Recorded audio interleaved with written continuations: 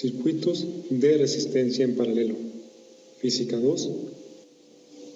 Lo primero que hay que saber es qué es un circuito eléctrico.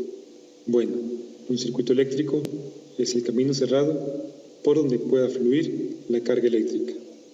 Un circuito de resistencias, independientemente del tipo de circuito, ya sea paralelo, mixto o en serie, se compone de generador, que es el producto de la electricidad. Es el dispositivo que pone en circulación a los electrones. Si estamos hablando de corriente directa, es una pila. Otro de los elementos de un circuito de resistencias son las resistencias, cuya función es oponerse al paso de la corriente eléctrica, disminuyendo así la intensidad de la misma, las cuales vienen con códigos de colores, el cual, dependiendo de la posición del color y el color, indican la magnitud de dicha resistencia. En nuestras casas utilizamos focos. Estos, en la instalación eléctrica, actúan como resistencias, pero ya con un propósito diferente, que es el de iluminarnos. Y como tercer componente tenemos a los conductores, que son los elementos que unen a las terminales del generador. Comúnmente los conocemos como cables. Para efectos prácticos, en la solución de problemas, para cada elemento existen símbolos que los representan, los cuales se muestran en esa figura. Este símbolo es utilizado para representar a la batería o alguna otra fuente de corriente directa. Estos otros símbolos representan a las resistencias. Y volviendo a los circuitos en paralelo, analizaremos algunas de sus características. Una de las características de los circuitos en paralelo es que para formar un circuito en paralelo debemos colocar las resistencias una al lado de la otra. Otra característica es que cada una de las resistencias ofrece un camino para el paso de la corriente eléctrica. Además, en los circuitos en paralelo, la corriente total se divide en cada resistencia, existiendo mayor corriente eléctrica en la resistencia más pequeña. Cuando se conectan resistencias en paralelo, la diferencia de potencial entre los extremos de cada una de las resistencias es la misma. Otra característica de este tipo de circuitos es que la resistencia equivalente de dos o más resistencias conectadas en paralelo siempre es menor que la resistencia más pequeña. Después de analizar esas características que nos ayudarán a la solución del circuito, procedamos con la solución del mismo. En este ejemplo, contamos con un generador o pila que proporciona 12 volts al circuito. Además, contamos con una resistencia R1 de 40 ohm, también una resistencia R2 de 60 ohm y por último una resistencia R3 de 80 ohms. Como primer paso, analizamos nuestro circuito para corroborar el tipo de circuito que vamos a resolver.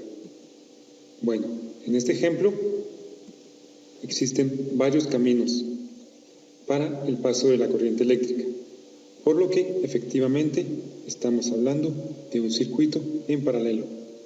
Como se puede apreciar, cada resistencia ofrece un camino. Ahora proseguimos a obtener la resistencia equivalente del circuito.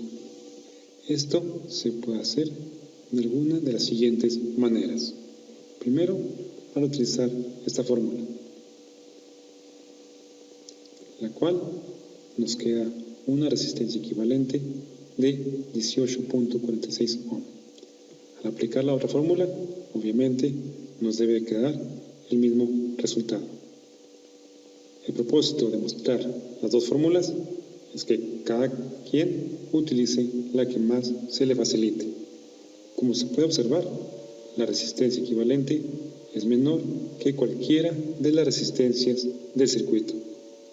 Al obtener la resistencia equivalente, el circuito se simplifica y queda de la siguiente manera. Una fuente de voltaje de 12 volts, una resistencia de 18 0.46 ohm. Con esto se puede obtener la corriente eléctrica. Con la fórmula, intensidad de corriente es igual a voltaje entre resistencia, dándonos como resultado una intensidad de corriente eléctrica de 0.65 amperes. Otra forma de obtener la intensidad de corriente de un circuito en paralelo es obtener la intensidad de corriente de cada resistencia en forma individual, apoyándonos en la característica de que en un circuito en paralelo la diferencia potencial es la misma en los extremos de cada resistencia. En este caso, la diferencia de potencial para cada resistencia sería de 12 volts. Aplicando la fórmula de intensidad de corriente es igual a voltaje dividido entre resistencia, obtenemos la intensidad de corriente que atraviesa a la resistencia R1, así como la intensidad de corriente que atraviesa a la resistencia R2 y de igual forma la intensidad de corriente que atraviesa a la resistencia R3. Al sumar la intensidad de corriente obtenida en cada una de las resistencias, obtenemos la intensidad de corriente total del circuito, misma que ya habíamos obtenido anteriormente. Para comprender mejor los resultados que obtuvimos, es recomendable organizarlos en una tabla, que como se puede observar, el voltaje es el mismo en cada una de las resistencias.